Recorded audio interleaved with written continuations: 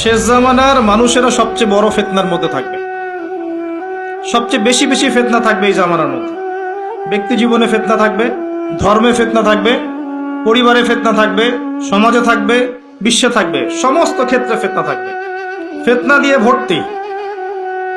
কিন্তু মানুষ মনে করবে তারা খুব ভালো কাজ করছে, মানুষ মনে করবে তারা খুব ভালো ভালো আমল করছে, কিন্তু এগুলো ফিতনার মধ্যে ডুবে আছে। আপনি দেখবেন এখন তাওহীদের মধ্যে শিরিক ঢুকে গেছে, সুন্নতের মধ্যে বেদাত ঢুকে গেছে। দেখবেন হালাল রিজিকের মধ্যে হারাম ঢুকে গেছে। খুব কম মানুষই এখন হালাল রিজিক খায়, খুব কম মানুষই।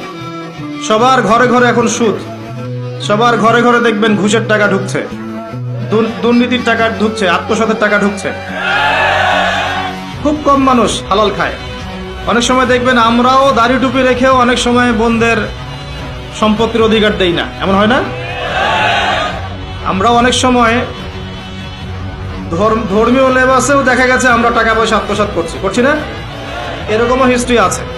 খুব কম মানুষ আছে এই পৃথিবীতে যারা হালাল রিজিক খাচ্ছে। আমরা খাস করে দোয়া করি আল্লাহ যেন আমাদের সবাইকে হালাল রিজিক খাওয়ার তৌফিক দান করে।